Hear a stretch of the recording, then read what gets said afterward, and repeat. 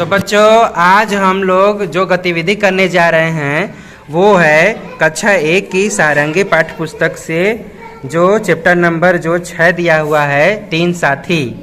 आज हम लोग उसी कहानी के बारे में हम लोग आज एक्टिविटी करेंगे। ठीक है बच्चों, तो चलिए इस कहानी से हमें क्या सीख मिलती है, इस कहानी के माध्यम से हम लोग इस कहानी में गतिविधि के माध्यम से इस कहानी को हम लोग समझेंगे बच्चों आज। ठीक है, तो चलिए तैयार होते हैं कहानी को लेकर। तो चलिए, तीन साथी थे, हिरन, कौवा और चूहा। कौन कौन थे बच्चों? तीन। हाँ, तो हिरन था, एक कौवा था और एक चूहा था। उनमें बड़ा मेल था। तो बच्चों क्या था उनमें? क्या था? बड़ा मेल था। वो आपस में बातें करते थे, एक साथ रहते थे, खेलते खाते थे, है कि नहीं बच्चों? जैसे देखिए सामने जो हिरन है, एक चूहा और कौवा क्या कर रहे हैं? आपस में मिलजुल कर रह रहे हैं। उनमें क्या था? उनमें बहुत बड़ा मेल था। फिर एक दिन क्या हुआ? अब बच्चों एक दिन क्या हुआ कि एक दिन हिरन शिकारी के जाल में फंस गया। अब शिकारी वहां से क्या हुआ? भाग गया और हिरन क्या हो गया? वहां फंस गया।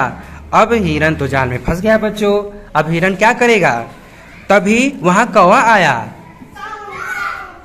काव काव चिल्लाते हुए कौवा वहां आ गया बच्चों, और वह पेड़ पर बैठकर काव काव करने लगा। कौवे की बोली सुनकर वहां कौन आ गया? चूहा भी।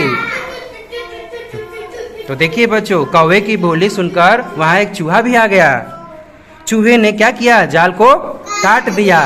चूहे ने जाल को काट दिया। इतने में शिकारी दिखाई पड़ा।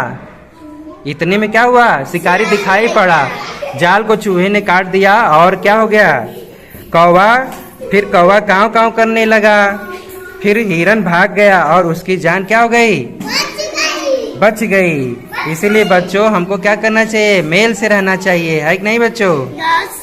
चलिए क्लैपिंग करेंगे। बहुत अच्छा। तो बच्चों इस कहानी से हमें क्या सीख मिलती है कि हमें मेल से रहना चाहिए, हमें एक दूसरे का साथ देना चाहिए, और कोई भी जीवन में हमारे मुसीबत आए तो एक दूसरे का क्या करना चाहिए? सहायता करनी चाहिए, मदद करनी चाहिए। ठीक है बच्चों, चलिए क्लैपिंग करिए।